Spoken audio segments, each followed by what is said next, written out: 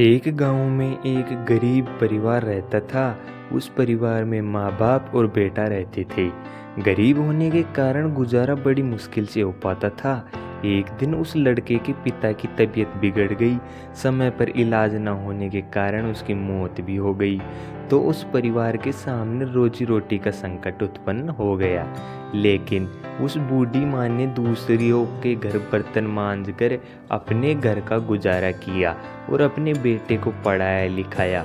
उस लड़के के बड़े हो जाने पर उसकी माँ ने पास के ही एक गांव में एक लड़की के साथ उसका विवाह कर दिया।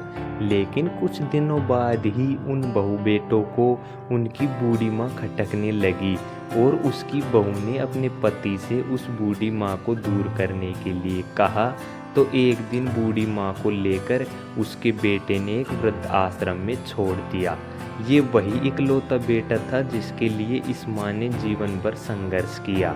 इस बेटे के लिए वो सब कुछ किया जो एक माँ को करना चाहिए या माँ कर सकती है, और आज भी अपने बेटे को किसी भी तरह की परेशानी ना हो इसलिए आश्रम में रहने के लिए तैयार हो गई।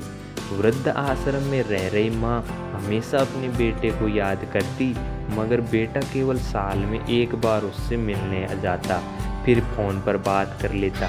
लेकिन कई साल बीत गए। वृद्ध आश्रम से बेटे को एक दिन फ़ोन आया। उन्होंने कहा, बेटा जल्दी से आश्रम आके अपनी माँ से मिल लो, वो बहुत ही सीरियस है। बेटा जब बीमार माँ के पास पहुँचा तब वह अपनी आखिरी सांसें गिन रही थी।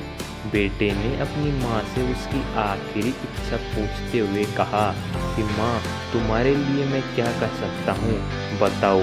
तो माँ ने कहा, बेटा इस आश्रम में गर्मी और मच्छर बहुत ज़्यादा हैं, यहाँ पर कुछ पंखे लगवा देना। फ्रीज ना होने की वजह से यहाँ पर हम बूढ़ों को कई बार भूखे पेट ही सोना पड़ता है, क्योंकि किसी ने दिया हुआ खाना खराब होने से नहीं बचा पाते। तो इस आश्रम के लिए एक दो फ्रिज भी खरीद कर दे देना।